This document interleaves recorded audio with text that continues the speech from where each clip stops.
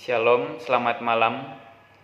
Perkenalkan, nama saya Michael Prayoga Gerosi, NIT 2009165. Prodi D4 Manajemen Transportasi Udara, kelas Delta. Pada kali ini saya akan membawakan firman Tuhan yang terdapat dalam Filipi 1 ayat 12 sampai 26, yang berbunyi seperti demikian. Filipi 1 ayat 12 sampai 26. Kesaksian Paulus dalam penjara. Aku mengkehendaki saudara-saudara supaya kamu tahu bahwa apa yang terjadi atasku ini justru telah menyebabkan kemajuan Injil. Sehingga jelas bagi seluruh istana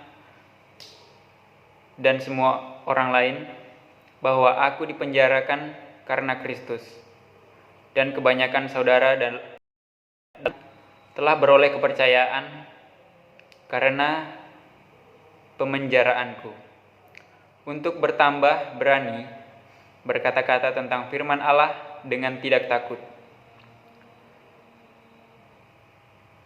Ada orang yang memberitakan Kristus karena dengki dan perselisihan, tetapi ada pula yang memberitakannya dengan maksud baik.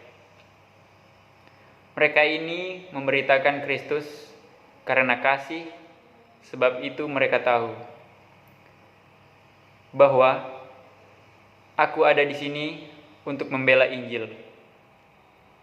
Tetapi yang lain karena kepentingan sendiri dan juga maksud yang tidak jelas. Sangkanya dengan demikian mereka memperberat bebanku dalam penjara. Tetapi tidak mengapa. Sebab bagaimanapun juga Kristus diberitakan baik dengan maksud palsu maupun dengan jujur. Tentang hal itu aku bersukacita, dan aku akan tetap, karena aku tahu bahwa kesudahan semuanya ini ialah keselamatanku oleh doamu, pertolongan Roh Yesus Kristus. Sebab yang sangat kurindukan dan kuharapkan ialah bahwa aku dalam segala hal tidak akan beroleh malu, melainkan seperti sedia kala. Demikian sekarang Kristus dengan nyata dimuliakan di dalam tubuhku, baik oleh hidupku maupun oleh matiku.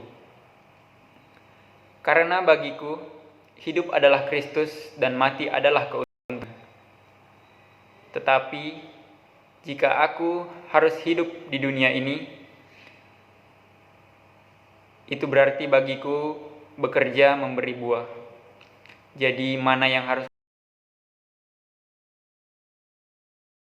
aku pilih? Aku didesak dari dua pihak. Aku ingin pergi dan diam bersama-sama dengan Kristus. Itu memang jauh lebih baik. Tetapi lebih perlu untuk tinggal di dunia ini karena kamu.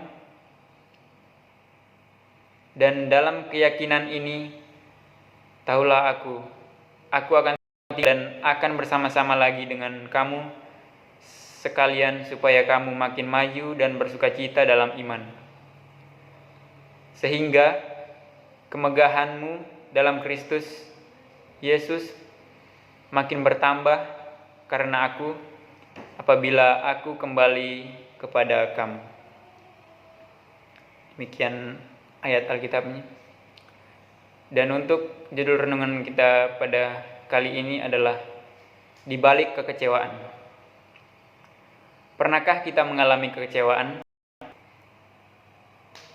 Sudah tekun bekerja, diberhentikan dari perusahaan, sudah menjaga pola makan dan rajin berolahraga, didiagnosa penyakit kronis, sudah setia, pasangan kita mendurhaka.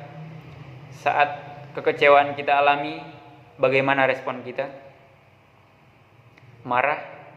Atau kita mau bersabar dan teguh hati karena meyakini ada sesuatu yang indah di baliknya. Sejak berjumpa secara pribadi dengan Yesus, Paulus si penganiaya berubah menjadi penginjil. Awalnya menggebu-gebu menganiaya orang percaya. Sekarang giat memberitakan nama Yesus.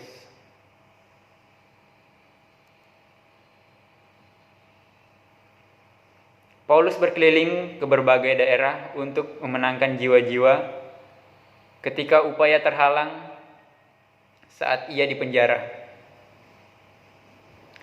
Tentu ada rasa kecewa,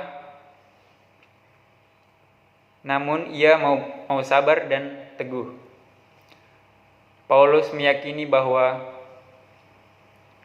sesuatu yang indah di baliknya, faktanya saat dirinya di penjara, bangkit keberanian di hati saudara-saudara seiman untuk berkata tentang firman Allah. Paulus dalam liang tutupan, Paulus menulis beberapa surat, yakni surat Filemon, Filipi, Kolose, dan Efesus 4. 4 surat itu mempengaruhi kehidupan banyak orang, bahkan jutaan generasi mendatang. Tidak heran Paulus menyatakan pemenjaraannya menyebabkan kemajuan Injil. Kekecewaan memang sangat menyakitkan. Belajar dari Paulus, saat kecewa, maukah kita tetap sabar dan teguh? Ingat, Allah turut bekerja dalam segala sesuatu untuk mendatangkan kebaikan. Tuhan dapat memunculkan hal-hal indah di balik kekecewaan yang kita alami. Pula dengan kesabaran dan keteguhan hati, kita mempersilakan rancangan Tuhan yang lebih istimewa terjadi. Demikian